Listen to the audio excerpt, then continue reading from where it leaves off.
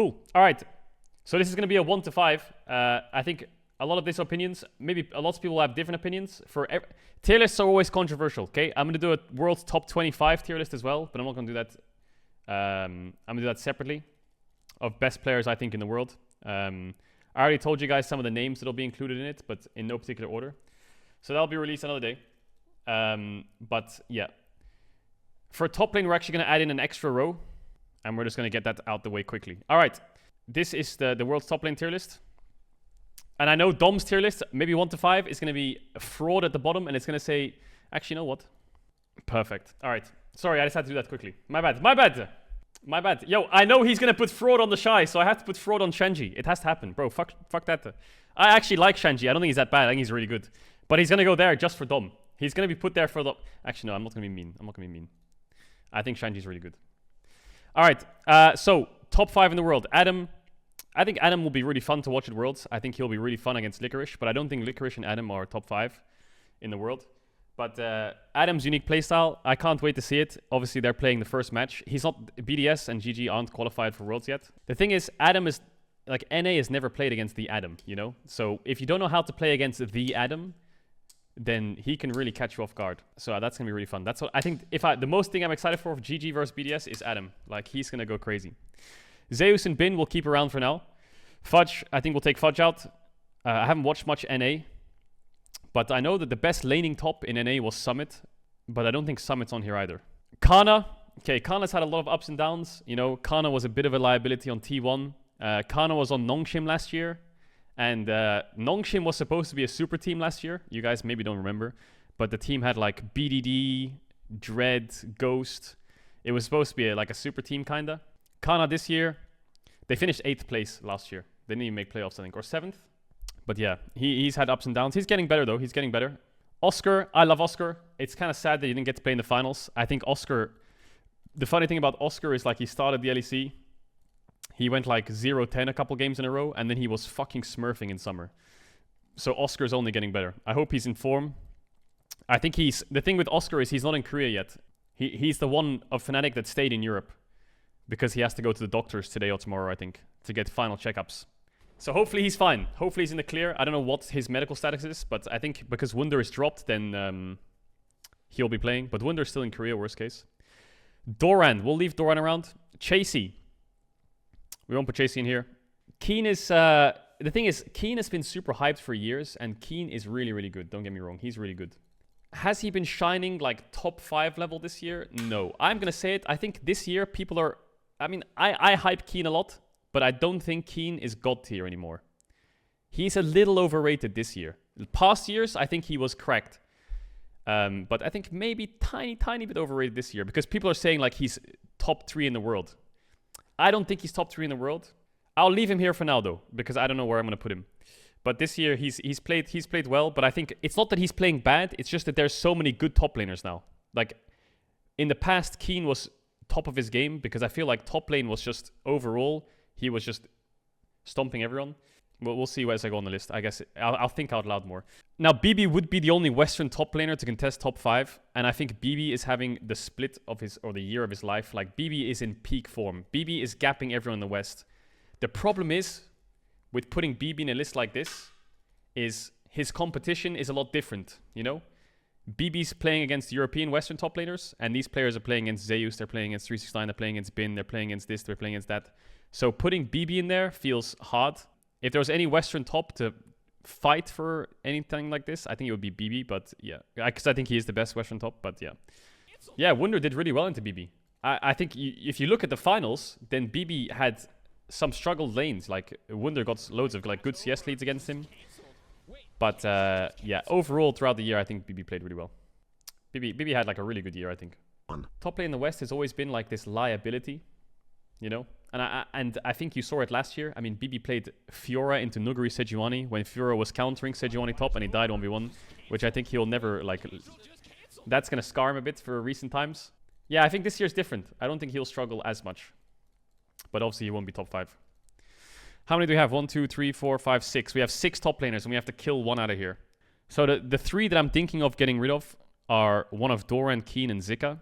It's hard, because Doran is having an insane year as well. like Doran is having a really good year. You know, he's not a huge liability anymore. Zika is super flexible. He can play tanks, he can play carries, he can play loads of different champs. And Zika is like the one name that gets overshadowed on LNG a lot, because if you look at LNG, everyone thinks of Scout, Tarzan, Gala. Personally, I actually think Hong is one of the best supports in the world. I remember watching Hong in FPX last year, and my god, Hong was insane. The problem is has Zika ever played internationally? He hasn't, right? So the way I'll look at this is I'll look at their domestic performance, and if I was to choose whether to have them on my team at an international event or not, and whether they'll perform internationally, that's the one thing I'm looking at. How well have they done domestically versus how well I think they'll perform internationally? As much as Zika has not played internationally yet, I think Zika is really good. I just think he's really good. I think he's going to play well at Worlds as well. I think he's got a really good team around him. And for me, Zika's in this top 5. Now it comes down to Doran and Zeus. Doran and Zeus? Did I say Doran and Zeus? Doran and Keen, sorry. Stop saying perform internationally, remove Zeus. He just choked the finals. Oh no! You're telling me I'm going to get a top laner that's going to do really well all of Worlds and then choke the finals? Oh no! No way is he only going to play well until the grand finals. My bad. I would hate to have a player like that on my team. That's like when LCK teams say like, oh, we only made the semis. Bro, as a European fan, making semis would be amazing. Oh no, you only had 3 teams in the semis and one of them won Worlds. No! Pog, bro, shut the fuck up.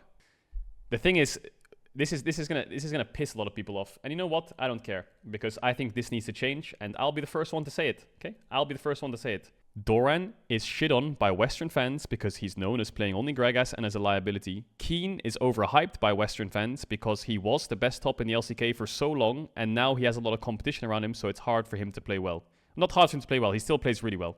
Okay? He still plays really well. This is a close one, but I'm taking Doran out because people have this narrative in their head that Doran is trash, and he's not. He's really good. He's gotten so good this year. And people seem to think Keen is like this untouchable god.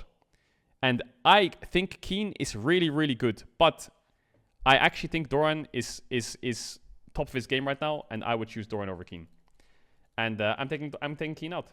And people are saying, did I say the wrong round? I'm taking Keen out. I'm leaving Doran there. And you can say Caedrel L. You can say whatever the fuck you want. This year, I think domestically, they've played very similar levels. I think Doran and Keen have played very similar levels, but at a World Championship, I think... You know what I think is the best thing about Doran this year? The best thing about Doran this year is he's shown that he can play many styles. Like, Doran played against Zeus in that finals, and I think Doran played really well in that finals. As much as Zeus couldn't do much, Doran has shown that he can play Aatrox, he can play Jax, he can play Camille, he can blind pick GP, he can play Rumble, he can play Cassante, he can play Gragas, he can play Ornn, like, he can play anything. He hasn't been like... I feel like if you look at Korean tops, I want to show you something without being like too degenerate. So if you look at Korean tops like Zeus, for example, his most played is, I'm going to guess it's like Jax or Renekton, right? I don't know if this website works. It's Jax. Oh my god, Zeus has 25% on Jax, 28%. Okay, Zeus is a hard one to look at because of the regular season. Let's go Keen, because I swear he mains Renekton. Okay, yeah, so Keen's been one-tricking Renekton basically, right? Because I feel like we don't look at Zeus because of the Poby incident. He played like 12 games with Poby. Renekton has been like a huge pick for a lot of top laners. Like they're maining the Croc.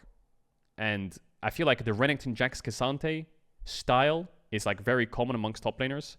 Everyone's leaning into like Renekton. But if you look at Doran, I feel like he's been showing a lot of everything. And if you look at the finals and like the diversity he was showing, the difference versus, was it Spring he was doing his Ornn, Gragas, Sion dog shit, even though that was kind of like meta. And then Season 12 of being like a liability that just plays a tank and does nothing. This year will be a lot different, I think, for Doran. So, yeah, I'm on the Doran train. I like it. I like Doran train. I'm just going to say it.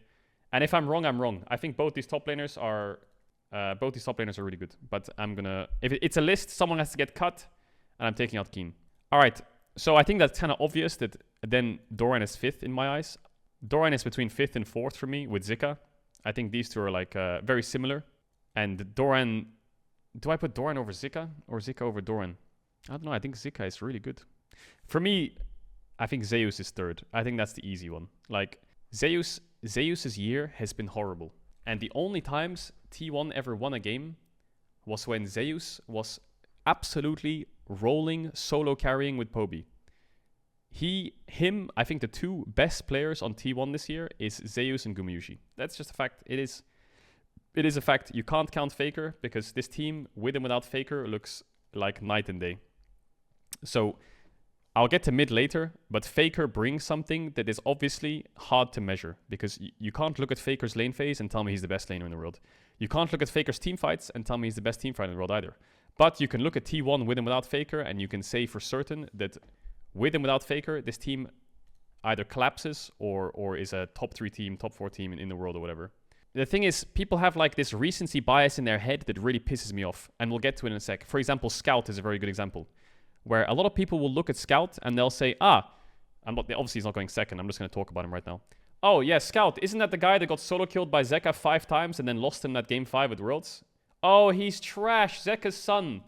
And then you look at Scout this year, won back-to-back MVP in spring and summer, one of the best, most consistent performing mids in the whole LPL. And the only argument you can have against that is that the only reason he won MVP both times was because JDG was sharing MVP votes between Ruler and Knight and Kanavi, both splits. And so Scout was the only hard carry, so that he kept winning MVP and they kept sharing MVP, so he won both times. That counter-argument, I'll allow it. I like that counter-argument. Valid. But the fact that he's the only one getting votes on his team, even with Gala in summer too, is the reason why I hate this narrative of like Scout. So you look at Zeus, it's the same thing. Like Zeus, oh, isn't that the guy that fucking choked the finals? Oh no, he choked the finals and played well the whole tournament? Oh, my bad. So yeah, I'm putting Zeus third. The hardest ones are between 369 and Bin for first, second, and Doran and Zika for third and fourth. Because Doran has had many years of, maybe this is gonna sound bad, but Doran has had so many years where he's griefed that now he's playing better. You think back to like, wasn't Doran on fucking, what teams was this guy on? Wasn't he on DRX, like King Zone, fucking, what was it called? Longshoe, I don't know what the hell. He's had this guy 4 years ago on Griffin or whatever was crying in draft because his fucking coach was telling him to pick the right champ or something. Like, this guy's come a long way and I think he's grown up a lot. So if at an international event, I would put Doran over it. He's had enough experience to know that that he can probably control his emotions. You know, Zika, I think Zika is insane. Maybe Zika, a couple more years of like being slapped in the face by world's top laners or whatever. I definitely think this guy has insane potential. It's so hard to take someone in like his breakout year and be like, that guy's going to be the best. Now it comes between these two for first and second because 369 and Bin are like yin and yang. One is like the best top laner at playing tanks and the best team fighter in the world. And one is the most psychotic carry at times. It's interesting, I swear, didn't Bin come into the split being like, because what happened in the finals of spring was Bin got gapped by 369 because 369 just played tanks and nullified the whole lane. But then he came into summer, I swear, and played tanks. Yeah, he played Gragas and Sion. And then after and Malphite. And then after 3 weeks, he just went back to carries. I don't know if was it top mid that I guess changed, but I don't know. He came back from being bodied by tanks, played tanks, and then just dropped them forever again. Whereas 369 did the opposite and just kept picking Renekton, Ornn, Gragas. Like, my man is 15 games Ornn. And you can look at that and be like, oh, well, he's playing Ornn, he's unskilled. He plays Ornn and goes even in lanes where he shouldn't. And his team fighting is just like, I don't know. The thing is, JDG's team dynamic is so perfect. It's so fucking annoying. They have the two best, most reliable carries in the world. One of the most flexible carry junglers in the world. One of the best engaged supports in the world, even though he's a bit of a Rakan one trick. And then a tank top laner weak side who can go even in any matchup and you can play mid to bot. It's like the player dynamic on JDG is mind-blowing. If you took if you took 369 and put him on a team with worse carries or like a different style team, he could probably flop. Like, his lane will be good, but like he'll be even in a bad matchup and his team will be losing, right? The recipe for JDG is so perfect for 369, I think. Who's better, Bin or 369? It's so hard because they're playing two different styles. But 369 used to be a carry player. I think a lot of people forget this. Like, as much as he plays tanks now only, I think 369 used to be a carry player. He used to be fucking carry top, so he can play carries. It's not like he can't. I would say 369 is just slightly. Like, if I was going into a world championship, I think I would take 369. I don't know. I just think that this guy can pick anything at any time, go even. And that is such a powerful tool because it's not a top meta. If the top meta was Fiora, Camille, fucking Jace, then I would be a bit hesitant as to what... Or GP, you know? I'll be a bit hesitant. But I think if he can still play Cassante, Ornn, Gragas, Renekton, and he can still just making it so Bin is going to struggle or like go even, or... He's like 369's like a brick wall. You can't fucking knock him down. But yeah, it's also interesting because GP is buffed, and I don't know if GP will be picked at Worlds. And if GP is picked at Worlds, this could throw everything out of the window. Because GP suddenly becomes meta, and then like, I don't know, if GP is like blind pickable, I don't know what fucking carries we're going to see into it. You know, like the old school counter, the GP top was like Lucian top, but I don't know if we're going to go that hard in that direction, you know. But yeah, I think 369 is so reliable. So yeah, I think that's safe estimate. I feel really bad for Keen. Like, I kind of want to put Keen in here somewhere, like tied with Zika, because I just think the styles are different, you know. But yeah, Keen is like right there. He's like right there. But I think it's just in people's heads, for some reason, Keen is like here. Or like here. And it's not true. Like, he really was. But it's not that he's bad. It's just there's so many good top laners now. And I'm not a Keen hater. All year I was watching and like hyping up and being on Keen's side. That's my take. What about why is the Shy in God tier? If you're not sure why the Shy is in God tier, then you haven't seen the streams enough. If you don't put Keen on the list, people will think you forgot about him. Well, I don't give a fuck if people don't know if they think that I forgot about him. Watch the fucking context. That's the thing. People see a screenshot and they're like, wait, you didn't think about this guy? Oh yeah, I completely forgot that Keen existed. My bad. All right, Shio. Shio's having an insane year. I think people... I don't know if people forget about Shio or people just... There's no BDS fans or something, but Shio is fucking... That guy's really good. He's really, really good. The fact that his BDS team's even at Worlds is crazy. I think Shio is... he's like... Pog, this kid will be really good. That guy in the next few years of LEC is like a player to watch. So I'm a big fan of Shio. I think he's good. Shun will leave, Kenny will leave, Tarzan will leave. Yoya... Yoya, look, I think Yoya has always been regarded as Europe's best jungler. But this year it's been a bit tough for him, I think. I don't know, I don't want to say year, but I would say like spring onwards, all of Mad Lions have struggled a lot.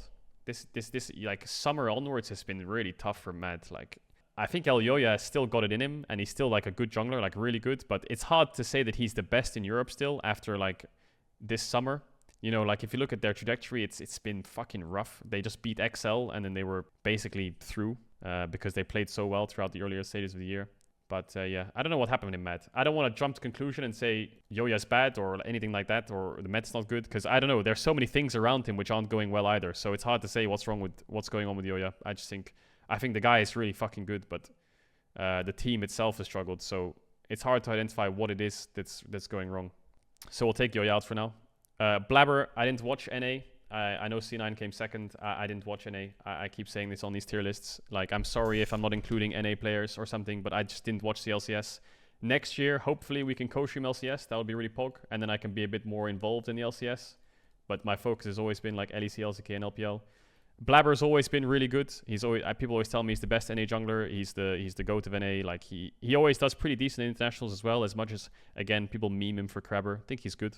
Razork, I'm a big Razork fan. I think Razork is having... I think a lot of these players are like having some of the best splits, best careers, best years of their life. Like, Razork is... The thing that I hate about people when it comes to Razork is everyone in winter was saying that Razork was a liability. And spring, he was doing things that he was forced to do because the team was losing. And because he was playing to win and playing not playing not to lose, he would do plays that make him look like he's a fucking Inter. But he's actually doing things that is the only way they're going to win. And the fact that he dies, everyone shits on him. But I think Razork's really good. I think he's... Now that everything around him is a lot more stable, he can be playing a lot less risky. And he can play a lot more calculated. I don't know anything about River. Yike. I don't know. Yike's an interesting one. We'll leave him there for now. We'll talk back about Yike in a sec. Kanavi, Peanut, yeah. Cuz, look. Cuz, I love you. You're a degenerate, okay? Sometimes you make me laugh. Sometimes you int the whole game away. Sometimes you surprise me like hell. Okay? Cuz is up and down like a fucking yo-yo sometimes, but he's got a good team with him. I think he's like, ever since he left T1. Listen, people think I hate KT, okay? I'm going to tell you one thing, and this is probably going to be said in a video in the future. the only reason KT was first place in the regular season and overhyped was because Hanwha Life lost their jungler, Damwon had a top lane who was griefing and their support was replaced, T1 lost Faker, 3 of the top 5 teams were fucking struggling, and so KT then ascended, and everyone thought KT was this god tier team. I don't want to burst your bubble. I think KT is still really fucking good. But they're not like first all-pro goats in every role, okay? I think that the only reason people overhyped them was because things around them were just really rough. KT picked T1, lol, okay? Yeah, but I really like KT. The thing if you ever want to know, if you're ever like, I want to get up to date on the LCK, there's 3 best of 5s that KT and T1 played this year. One in spring, where Jace almost TP in their base and ended the game with Keen. And then 2 in summer playoffs. These were some of the best of 5s domestically across the whole year. Like, T1 KT this year was probably the best matchup of all regions. I love KT. They lost all 3 of them. Spoiler, but they were so fun to watch. I love them so much. So I really like watching KT. Owner, I think Owner's struggling a bit. I don't know what was going on with Owner. I think the meta shift for Owner, is it his Sejuani that just loses every game? No, it's his Sejuani. I don't know what's going on with Owner. Every T1 player is just so hard to rate because losing Faker and then losing, like, I don't know how many games they lost, just puts such like a mark on T1 to like rate the players. Like mechanically, sometimes he misplayed some top ganks on Vi. I can remember like covering bot didn't work out very well a lot of the time. We'll leave him there for now, but not sure. Piosik, I didn't watch NA. Weiwei, I think Weiwei is really good, but I'm not putting him in there. Contracts, I think we'll just take them out there because there's too many people here already. 1, 2, 3, 4, 5, 6, 7. So we have to get rid of 2. Canyon snuck his way in here because Canyon won. He won the most. As much as Damwon is struggling, this guy got 1,200 POG points, which means 12 games he was player of the game. I don't know. Canyon has had some games where he's been griefing it. But the thing is, people always think... I think Canyon's always been regarded as the best, one of the best junglers in the world. This year he struggled a bit though. This year he really has struggled. Look, I'm going to do one thing real quick. I think Kanavi's 1 and Peanuts 2. That is locked in my head, 100%. That is locked, and that is not changing in any world. So that makes my life a lot easier. I think Kanavi's best jungler in the world, hands down. And Peanut is... If you even say Peanut is below second, you're crazy. If you put Peanut first, I would get it. But Peanut... Gen G's biggest strength is not their consistency, but their macro. And the way they move around the map. And Peanut is fucking exceptional at it. Doesn't matter, any meta, carry meta, tank meta, anything. This guy, he's so on point no matter what. He's so good. And he's been so good for so long. Peanut is the nut god. Like, he really is. He's like the backbone of Gen G. You can look at Chovy and Bat Chess and be like, mechanics, lane phase, insane, and Pace, 17-year-olds, fucking breaking kill records and shit like that. Peanut is the backbone. Like, I'm convinced. And a lot of people are saying like, oh yeah, Peanut without Chovy or la la la la. You can say X player without X player, you know? DDX. What is T1 without Faker? What is 369 without Kanavi and Knight? What is Cuz without BDD and aiming, right? Like, you can say that about anyone. It doesn't matter. You can't just say, oh, what about X player without X? Shut up. This is a really hard list to do. I'm going to take Owner out. I think he was the worst performing player on T1. And that hurts to hear, but he was. Zeus and Gumor are playing great. Faker came in and turned the team around. Keria was really good. Oh my god, I almost knocked over my whole fucking thing. But Owner was the worst performing player on T1. And that's not a bad thing. Every team has got the best performing player and the worst performing player. You know, doesn't mean they're bad. It's just the person who struggled the most. And the person who struggled the most was Owner. He was. He would be like my 6 or 7, 100%. I think the toss-up I'm having is Yike and Canyon. And a lot of people would be like, what the fuck, you're throwing between Yike and Canyon? But if you actually watch the LCK, I don't know what happened with Canyon, but like, I'll give you a little sneak peek as to why Damwon struggled and why Canyon's so hard to rate. I think Canyon's in my top 5, but let me show you something.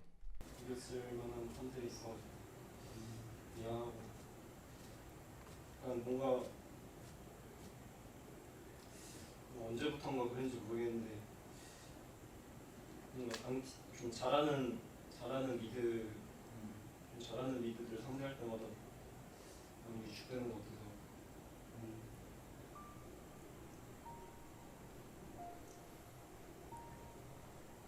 뭔가 하면 할수록 뭔가 이게 뭔가 느낌이 내가 뭔가 이런 구도가 뭔가 내가 생각한 느낌도 잘 안 나오고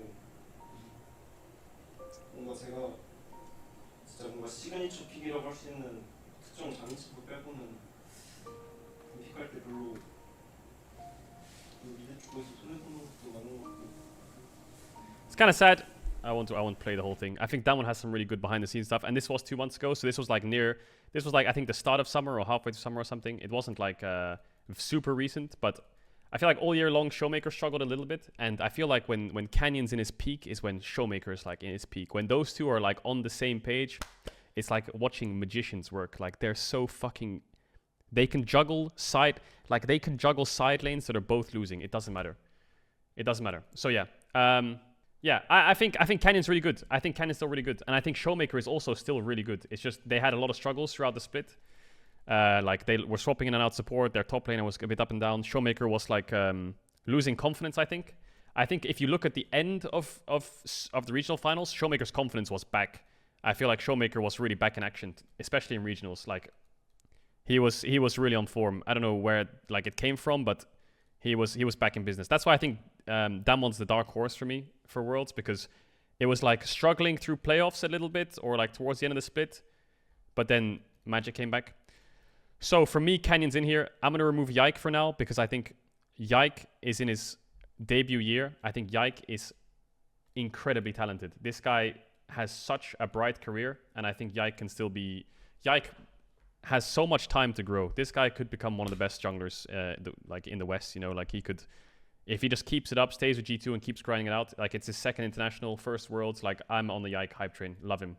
Now it's between Tarzan and Shun for top 5. Let's go. All right, Tarzan and Shun. I have, even when I was a jungler in 2019, 2020, the person I watched all the time was Tarzan. I'll never forget watching, was it a Griffin game or something, where he was playing Olaf with Predator, and he was playing Ingenious Hunter with Biscuits, and I was so confused. He was playing level 3 Olaf with Biscuits, and he invaded, I think it was Peanut or something, on Raptor's respawn, level 4, and he killed him 1v1, and he won the 1v1 because he had Biscuits. And that moment, I was just shocked. Let's go, man. I was like sitting there after watching that VOD. He like was the first person to start playing Redemption Olaf, but he was playing Biscuits Olaf in jungle, and that's when I first like caught the eye of Tarzan.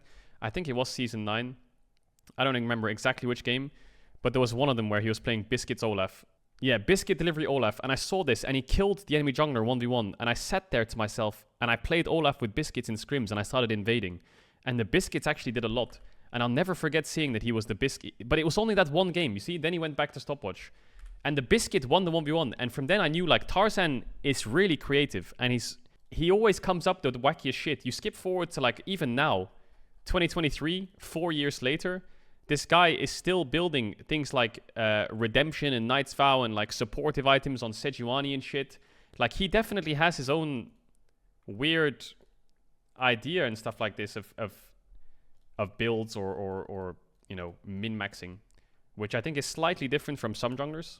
I think Shun is sometimes a psycho, and I like Shun a lot. BLG had like a record-breaking regular split.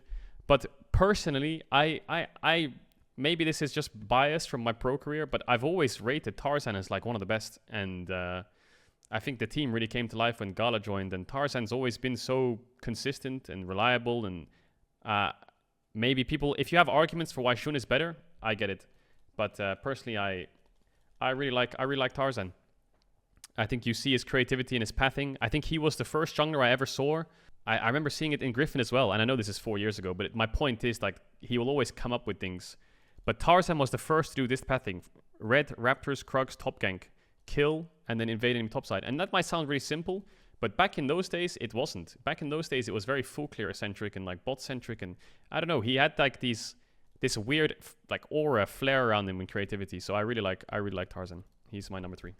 But that's my top 5 for top and jungle. I think, from what I've seen, from like fans' opinions, is Yagao is either loved or hated. People either say Yagao is like the LCK father, or people say Yagao is trash and washed. That's why I think mid is like the most controversial thing. And I will admit, earlier in the year, if you watched the LPL co-stream, before MSI, I always said that Yagao was a fraud. And then he proved me wrong at MSI, and he played really well. And from then I've been like, you know what, Yagao is actually really good. Nuke. Really good scaling mage player. Excited to see him at the Worlds. BDS in general, really going to be fun. We'll leave Yagao. MNS, I could say something, but I'm not going to do it. Showmaker, Scout, Humanoid. I actually think Humanoid Razork for me, 2 best players on, and Trimby. Best players in the playoffs. I think Humanoid is really, really good. I feel like his game knowledge is really good. His lane phase is insane. The last time Humanoid was at Worlds, he was the best mid at Worlds for EU, in the West even. And he always steps up when it matters. So, yeah, excited for Humanoid. Niski, again, similar to Elyoya, a lot of struggles in Mad. Not going to get into it. Caps will leave for now. Chovy, no. BDD, we're going to leave. Knight, Faker, Appa, Zhaohu, Palafox. All right. This is the list that gets really hard because I think a lot of mid lane comes down to 9 mid laners. Jesus, how am I going to cut 4 out? All right. The first 2 we're keeping no matter what. I'm going to leave them here for now, so don't say third Keck. Is Chovy and Knight. I think it's self-explanatory. 2 of the best players in the world, hands down. Mechanically, so gifted. Team fights, insane. Easily 2 of the best mid laners in the world. Easily. Scout for me is also in that realm. Double MVP on a team that was struggling in spring, especially with like their AD carry that got swapped out. Finishing second, double back-to-back best of 5s. He actually did really well against Knight as well, I think. World's winner. I think Scout has to be in there. Now it gets really weird because I think Showmaker has to be taken out. Showmaker has to be taken out. He has to be. I just showed you the clip. I think all year he struggled with either confidence or like passion or whatever. Like I said, Showmaker and Damwon are so much better already. Like if you watch, I know I've been through this a few times, and maybe you're going to hear this a few times because I mean, if you listen to my opinions, you know, they might overlap if I talk about player lists, top 25 lists, or a team rundown. This series, Hamalife Damwon, and this series, Damwon DRX, I don't know, everything just looked so much more crisp and clean. Like Kellen's engages were so much better. Kellen was playing with confidence. Showmaker's lane phase was stronger. Kana was more consistent. Canyon's carry was happening I don't know, everything just looked like it was old Damwon. Which is a shame because it took them an entire year to find that pace. I'm not going to put Caps in the top 5. I know maybe a lot of EU fans would want me to put Caps in the top 5. I think there's just so many strong mid laners in the world that I can't put Caps in there. Because let's take an example. Do you put Caps over Yagao? And then do you put Caps over Faker and BDD? And it's hard. I'm going to take out Zhaohu. People probably wondering why the fuck Zhaohu's not... Why is Zhaohu even here? Well, Weibo, as much as I'm a Weibo fan and I'm a Weibo enjoyer, the reason Zhaohu's here is because Weibo would not be at Worlds without Zhaohu. Zhaohu is insane. Everyone's going to say... I'm going to look at chat and he's... I know, Caps is coming out as well, don't worry. But everyone's spamming Zhaohu question mark. The reason Zhaohu's there is because Weibo wouldn't be at Worlds without Zhaohu. The only 2 things you can say about Zhaohu is 1, he's a spring player, and 2, his Yone is trash. That's the only things you can say. And as much as I'm like the Shy fan, the Weibo fan, and I always say the Shy is carrying, the actual carry of Weibo, I'll say it, is Zhaohu. Like, this guy, I have never seen an Azir play more frontline and more engage in my life than Zhaohu. Faker comes close, and Faker sometimes griefs the game doing it, which is kind of funny. This guy will jump in and insec on Tristana. He will jump in and flash ult everyone on Azir and die. Like, he is the most psychotic Azir player ever, and he's a very good player at taking a game into his own hands, which might sound really stupid, but sometimes when a game is even and it needs like some breaking point where you need someone to like actually do something or find something or punish something, it's always Zhaohu for Weibo. He's always the one collapsing on side, getting a kill to make the game actually like more volatile. He's always the one flanking on Azir or doing something dumb to try and get something rolling in the game. Like, this guy will die trying. So that's why Zhaohu's there. People saying, why is BDD here? This is such a fucking hard list because I have to give so much context. But BDD is insane. He's just insane. Like, he had the worst year ever last year of his career. The worst year in Nongshim. It was trash. It was terrible. This time on KT, he's fucking... If anyone on that All-Pro list, first All-Pro deserved to be there, it was BDD. Like, this guy's playing so well this year. And the thing is, Faker kind of has to be here too. I've said it before, but he makes or breaks T1. Like, you can see it. There's something you can't measure with Faker. And it's... You can't look at his lane phase and say he has the best lane in the world, because he doesn't. He doesn't have the best lane phase in the world. He's not the most flexible in the world either. And he's not the best team fighter in the world either. You know, he's very fucking good, but he's not the best. But if you look at a team who goes fucking 1-7 and is 7th place almost, to then him coming back and then making finals. Something's fucking... Just look at it. They went from almost 7th to finals in 3 weeks because of him. Which something's fucked up there. I don't know if it's his voice. I don't know if it's the team dynamic that needs him. I don't know if it's his fucking aura. I don't know what it is. He has to be there. Like, he has to. So that's the reason those players are there. And Yagao has been slept on. And people always call Yagao a fraud. And you know, I think I know exactly the game where everyone started calling Yagao a fraud. It was a Syndra game. And it was in the finals of spring. I can remember it. Was it Syndra finals in spring? Or yeah, it was. It was this game right here. That game right there is when everyone thought Yagao was a fraud. That game right there. This one. I'm telling you for a fact. So many times he like died with flash up. He flashed the wrong way. And everyone was spamming Yagao, Kek, la la la la la. I remember it. I remember seeing it. And I was laughing as well. It was this game right here. Every death was just embarrassing. Like, he just goes in and dies for no reason. Everyone was like, what the fuck is Yagao doing? Why is he there? It's right here. I think this play fucked him. Where he that right there. That right there is what made everyone think Yagao is trash. That play. I'm not kidding. The whole thread. Everyone. What is Yagao doing? He's choking so bad. Gonna be washed in MSI. That one play is why everyone thinks Yagao is trash. IMO. But Yagao is very good. He is very, very good. I mean, he won LPL last year. He was on JDG. And JDG's biggest problem at Worlds last year, Yagao was not the worst problem. It was Hope, personally. I think Hope was getting caught on every single fucking mid-wave, no matter what, dying on every wave, every minute of the game. So yeah, that's the reason all these players are here. So basically, Caps is coming out. I think he's by far the best Western mid. Caps, if he's in Claps form, then that's amazing. I'm here for it. Caps is my GOAT. He's the Western GOAT. I love him, but I'm going to be a bit unbiased here. If I was EU biased, I'd probably put Caps in there and then take those two out or something and then figure it out, but I can't. Oh my god, this list is so fucking hard, man. Look, I think Faker is going to stay because of the T1 shenanigans, because you can't look at that and tell me that there's any evidence not support him in a top 5 list. So he has to stay. Now, what do? Do you get rid of the player who everyone thinks is a fraud for some reason, who is actually really fucking good? Do you get rid of the player who's having one of the best years of his life, or do you get rid of the player that single-handedly took a team to Worlds? That's the problem you have. And this is why I hate these fucking lists, because everyone has different strengths in a way. My personal bias wants to keep Xiaohu. My analytical brain wants to keep Yagao. And my heart wants to put BDD, you know, because BDD is great. I remember BDD coming in and joining Longzhu and being the rival to Faker, you know? BDD is like this guy who's going to contest Faker. He's going to be like one of the best.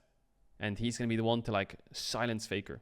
So, I'm going to go with my analytical brain. I'm keeping Yagao. I think Yagao, stop saying he's a fraud. He's really fucking good. Shut up. Yagao is insanely good. He made one mistake in the finals. His career history is really good. My personal bias wants to put Xiaohu, but I'm going to go with pure analysis only. I'm not going with any personal bias or like enjoyment for a player after watching his career for so long, like BDD.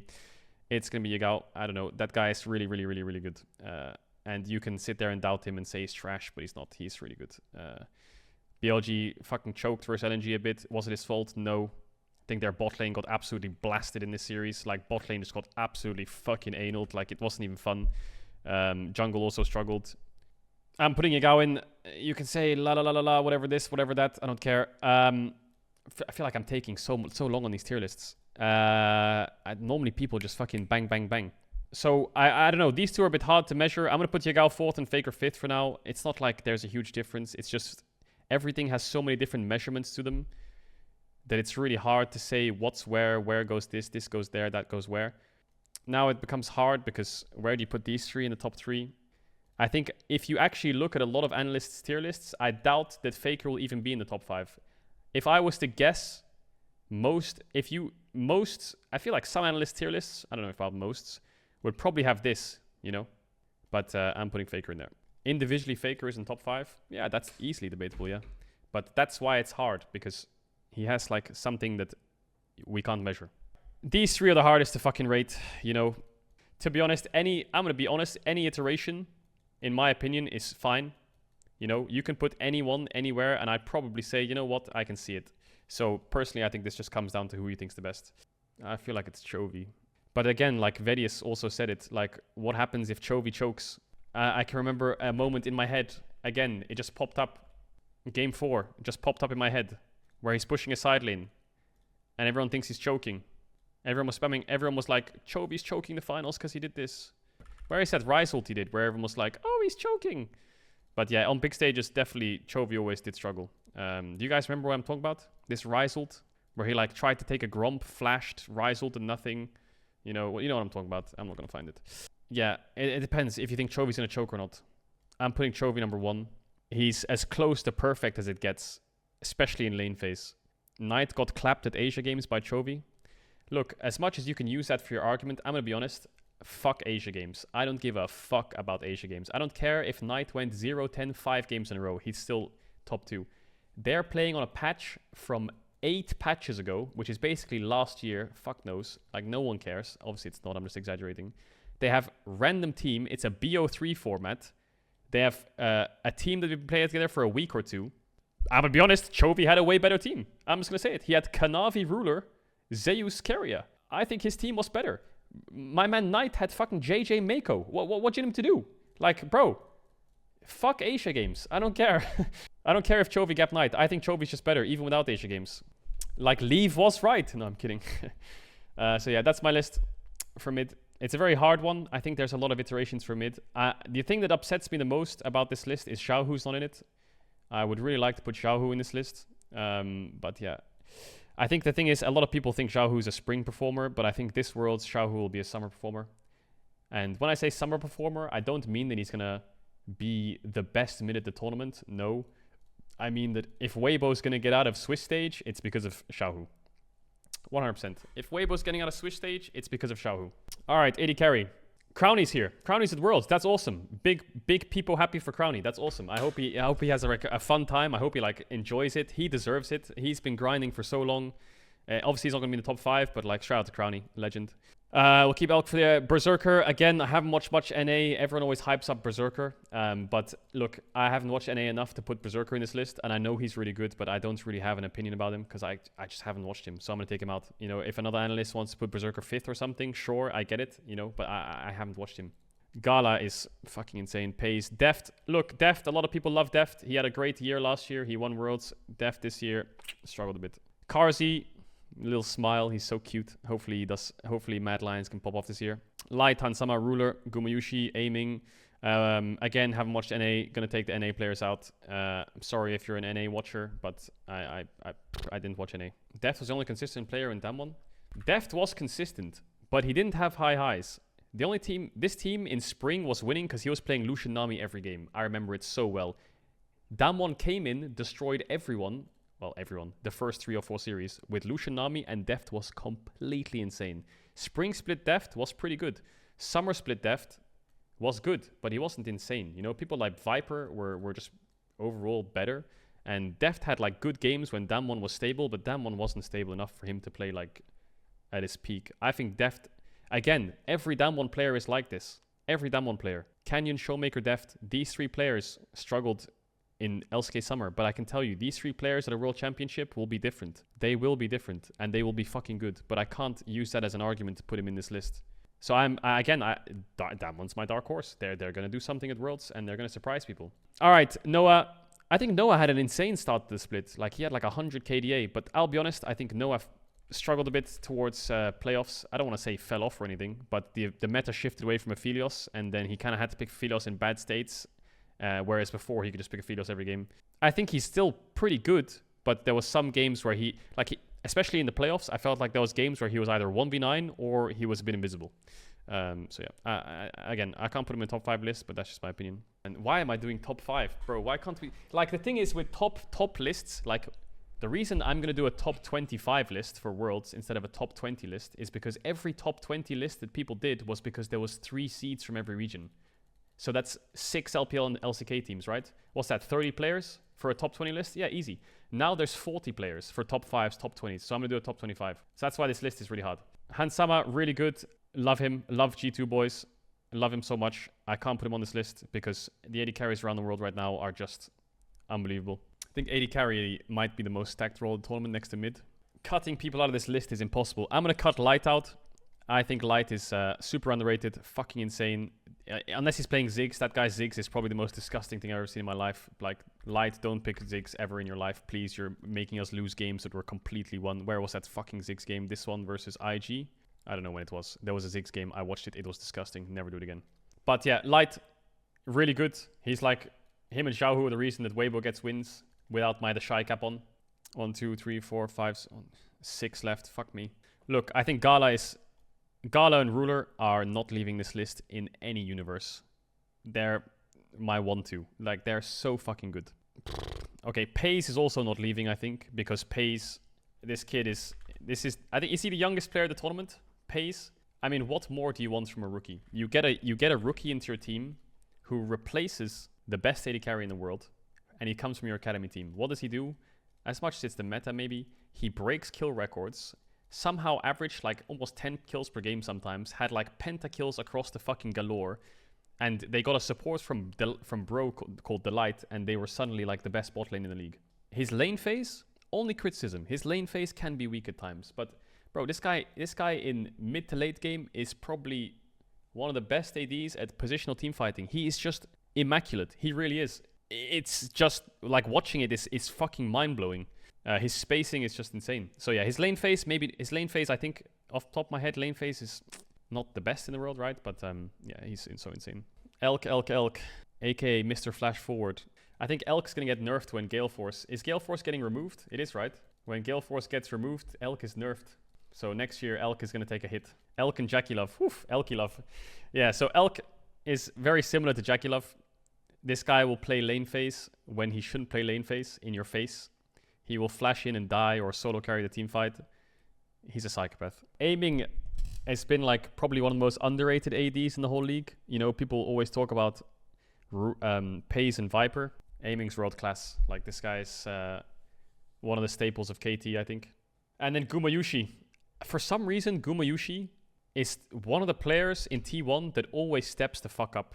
This guy, in a game that's even or is struggling or whatever, this guy will do the play that you're scared to do. Like, he will just fucking do it. He don't give a shit.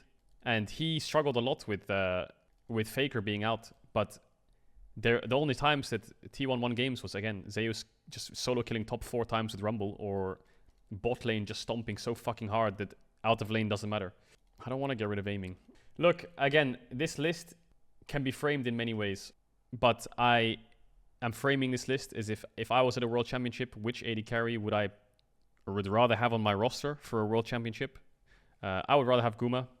I think the thing with Guma is 2021, Gumayushi Keria were regarded as a strong bot lane, but Gumayushi always had positional errors in lane and would just die randomly. And a lot of people thought that Gumayushi was one of the worst players on T1 last year when the meta shifted away from Jinx Aphelios.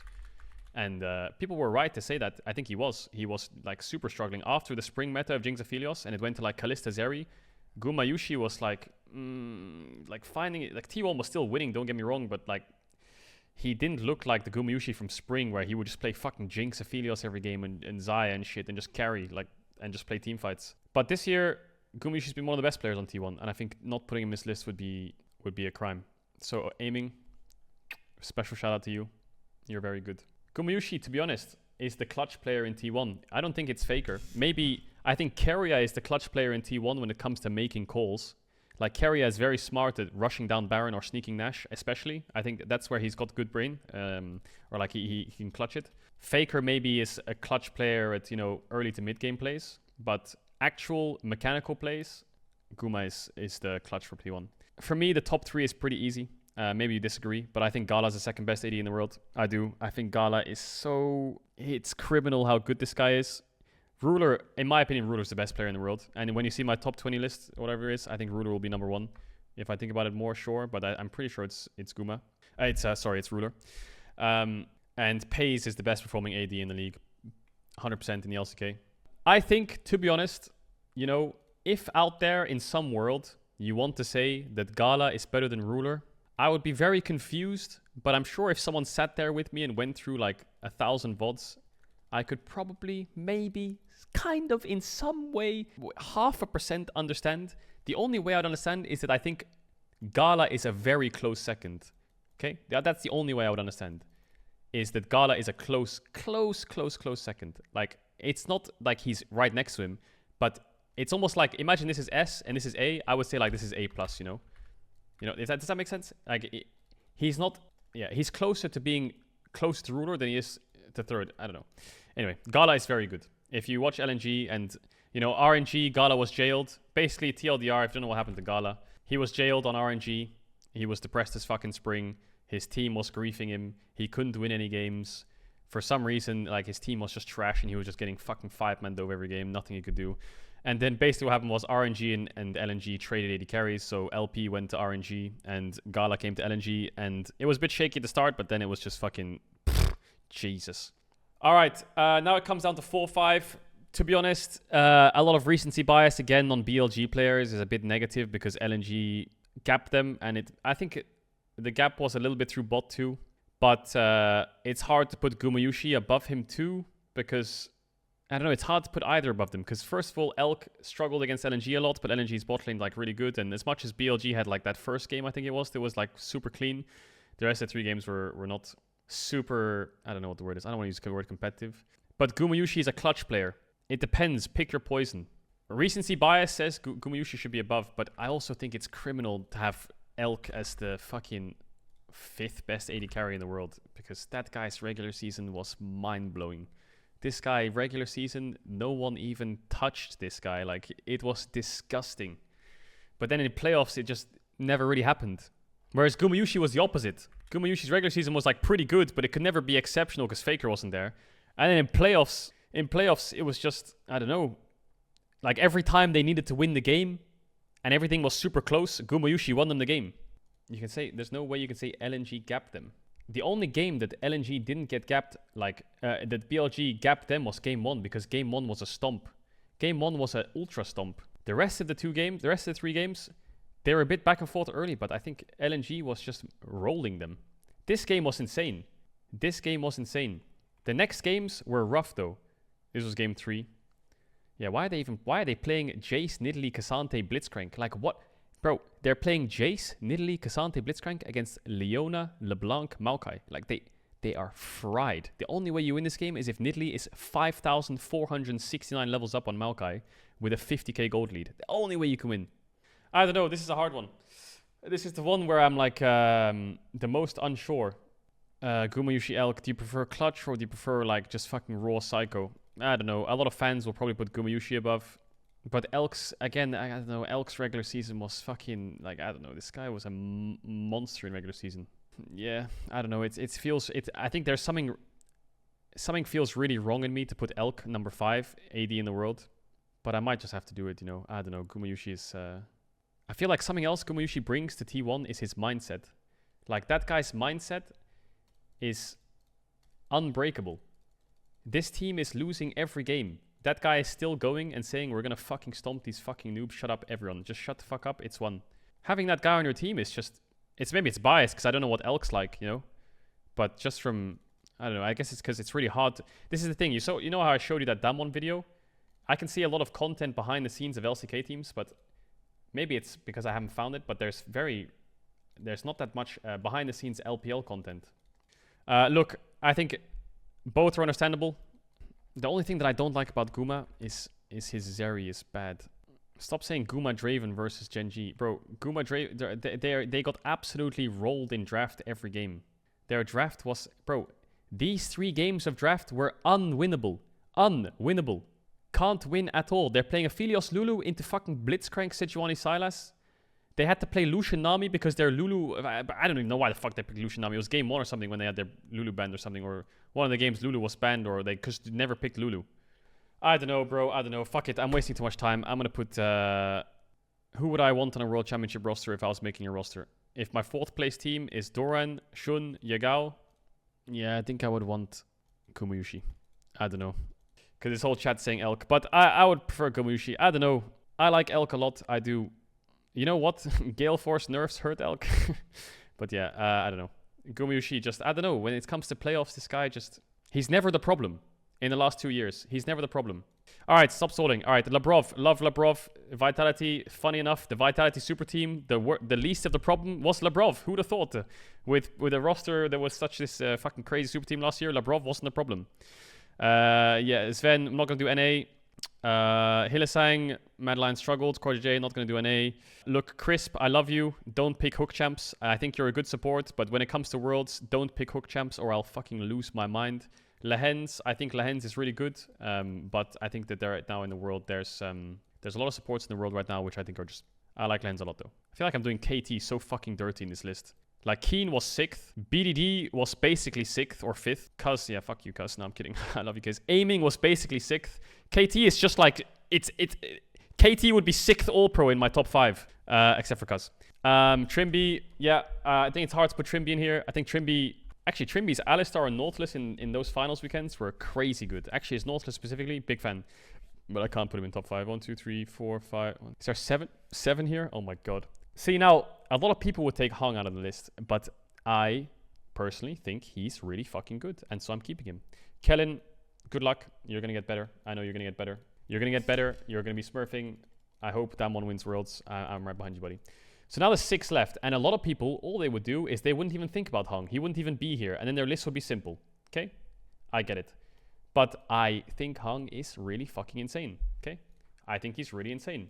And I'm going to be honest here. I'm taking out Keria. And a lot of people are going to flame me for that. They are. I don't care. Look, I don't care. I'm taking out Keria because personally, I think Keria has struggled a bit in summer. He has. Keria's summer was a struggle. And Keria has always been 2 biggest strengths of Keria. 1, he has really insane playmaking. Really insane. And 2, he's very, very smart about the game. But those 2 things he couldn't do in summer. 1, because Poby was in. But 2, because the team could only put him on 1 champ. I know I've said this a few times. But they could only really find 1 way to win games, or 2. 1 was getting Faker on a 0 Nico, and 2nd was buffing up Gumayushi to carry the whole game. And that suppressed Keria a lot. And personally, I think Keria, when they come to Worlds and they practiced and they're really good, I think there's a world where Keria is one of the best supports of the tournament. Yes, agreed. Keria will probably be one of the best supports of the tournament, but I'm taking out Keria. This is also bugged. I was doing some research yesterday, and it said that he played a game of Xayah support, and I looked at it and I was mind blown. But he didn't play Xayah support. It's Rakan. But yeah, I know a lot of people get mad about that because I know that people love Keria. People think that Keria is insane and love Keria. I think Keria is insane too. I'm not putting him in the top 5 though. I mean, that's a controversial opinion, but it is what it is. I think Keria Nautilus was a bit of a struggle sometimes. I don't remember some games, but was it MSI? His Nautilus was a struggle. Overall, it's been a bit of a rough transition. I think his Rakan Alistar have always been really good though, of course. And his Rel. Wasn't his Rel win rate way higher than that? I swear he's... Or was it... Who am I thinking of who had like that insane Rel win rate? Was it not Keria? It was Beryl. Oh yeah, Beryl. He actually had an insane win rate before this year. Anyway, this is my top 5. All right, now rating them is really hard. I'm going to put Hong 5th because a lot of people are probably wondering why the fuck I even have Hong on this list. Now, a lot of you won't know Hong, but this is where it all started. This was the beginning of Hong. You know, I remember all the clips of Hong just being a psychopath and like predict hooking all this shit. You know, here's all the clips. You can watch all the clips of Hong just being a fucking degenerate. And I've always liked Hang a lot. He's basically Hillesang, except he's just better, I think. His lane phase is... He will play frontline Lulu. He will flash ignite you to stop your base. His playmaking in fights was insane. Why is everyone saying Mickey X top 4? Mickey X over Keria. Bro, why is everyone this... Bro, what is wrong with Mickey? Mickey's insane. Are you fucking high? Mickey had like the best year of his life. You're mental. You're so mental. Bro, I don't know who's mauling at me for saying Keria over Mickey, but I have exactly the same support. It is base Caedrel. Wait, you took out Keria as well, Yamato? I'm sorry for having... This is my opinion of all of the year long. Keria last year, he would probably be top 2 in the world. This year, it's a struggle. Yes, sir. I'm putting in Hong because I think he's underrated. A lot of Western fans probably don't even know what the fuck he is because they look at Scout Gala all the time. No one thinks about Hong, and he's going to surprise a lot of you. And I think when you watch LNG play, you will start to realize at Worlds, because maybe you didn't see the LPL as much, but you'll start to realize the most fun player on this team is Hong, by far. Like, this guy is so fucking fun to watch. He's great.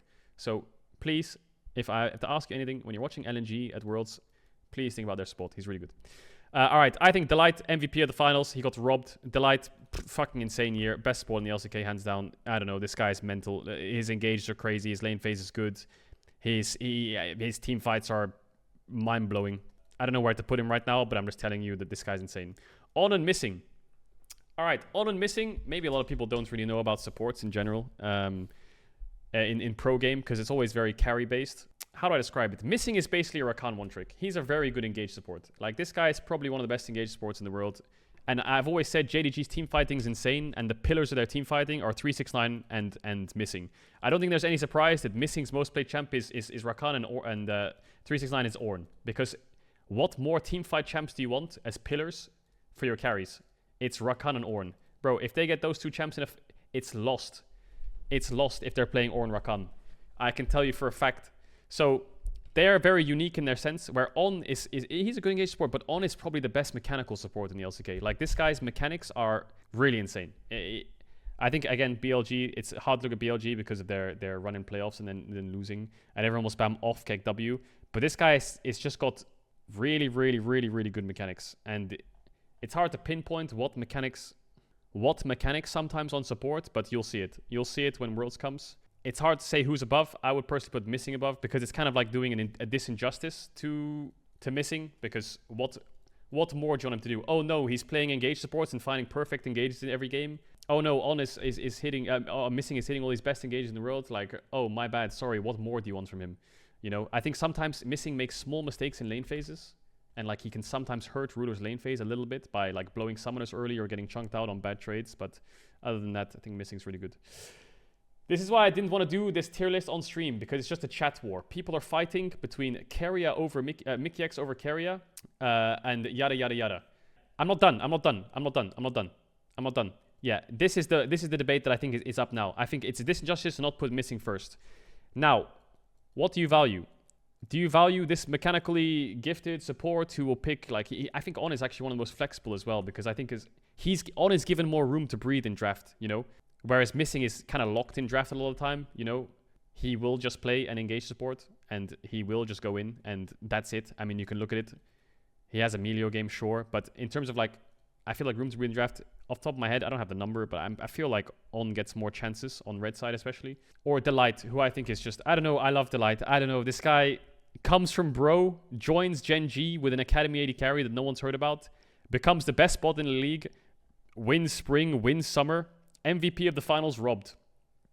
I don't know. I think he's such a surprise. And you can use the logic of, oh, maybe he's going to play worse at an international event.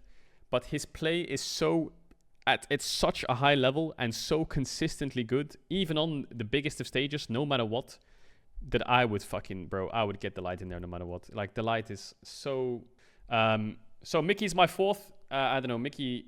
I haven't talked much about Mickey, but Mickey's got I think Mickey's the best Western player going to Worlds. He is. It's funny because Mickey said in his interview when he won MVP, he's like, I don't think I've done anything special this year. I've just kind of done what my team needed me to do or something. He said something like that in the interview when he got MVP. So he like, obviously, he kind of like, I feel like he sold himself short a little bit. I think Mickey's year has been super standout, super exceptional. And if there's any Western player that should be on a top 20 list or should be in a top 5 list, it should be Mickey. And do I think he's better than Hong? Yeah, I do. I think he's better than Hong. I think Hong is amazing and fun to watch. I think the two players who are not robbed, but the two players who obviously should be in here are, or like a close sixth in my eyes, are Lehens and Keria. More so Keria than Lehens. Yeah, so big fan of Keria, big fan of Lehens. Again, I think a lot of these lists are really hard because you've taken 40 players, right? You've got 8 teams. So that's 8 supports, 8 mids, 8 AD carries, 8 top laners from LPL LCK. Plus you can take like G2 maybe to make it 9 if you want to throw in that argument. And you have to put it into 5. And that's really, really difficult. And a lot of, I'm reading some things in the chat and you're saying Keria number 1. Okay, I get it. If you're a Keria fan, sure. You know, Keria last year, sure. But that's my opinion of watching all these teams, all these players. And yeah, I think there's arguments for a lot of different things. And I would be very like open to ideas. But that's my list. And a lot of lists get controversy and opinions and flame and flag. But that's my list. So for top, we got the Shy and God tier. 369, Bin, Zeus, Doran, Zika. For jungle, we got Kanavi, Peanut, Tarzan, Shun, and Kenyon. For mid, we got Chovy Knight, Scout, Yagao, and Faker. For AD carry, we got Ruler, Gala, Pays, Guma, and Elk. And then we got Venushime, yeah, missing the light on Mickey X and Hung. Yeah, T1 I feel like is a really hard team to rate. T1 is a really hard team to rate. I feel like a lot of players were done dirty here. You know, I think Keen for top. I feel sad that Keen's not here. I'm sorry. For jungle, do I feel bad about jungle? I mean, Weiwei. Big shout out to Weiwei. I think Weiwei's really good. Yeah, that's about it. And Yike, Weiwei and Yike, big shout out. For mid, big shout out to Xiaohu and BDD. I'm sorry. I wish I could squeeze him in, but you have to cut people off. 80 carry, aiming, I'm sorry. Light, kind of. Aiming, light, deft. Love you all. Mostly aiming. Wish he was here. And support Carrier and Lehens. Mostly Carrier. Love you, Carrier. What have we got? We've got LPL, LCK, LPL, EU, LPL. LPL, well, he's kind of like, some of these players are like, you know, he's kind of LCK, but LPL, LPL, LCK, LCK, LPL, LCK, LPL, LPL, LPL, LCK, LPL, LCK, LPL. I mean, some of these LPL players are Koreans, right? So it's like... So here we've got X-Birch Factor. For those who don't know, X-Birch Factor is the hate watcher of the Caedrel stream. He will always say something in the chat to like trigger me or try and farm base emotes. He has another take for the tier list. He says, to put Mickey X above any of the top 4 Chinese and Korean supports is criminal. Western players won't be better than them regardless of how they played in their respective regions because they play in harder regions. Mickey X in their place wouldn't even start for them. There's the X-Birch Factor take. There's the hate watcher take of the day. I love him. He always comes out and he always spits fire.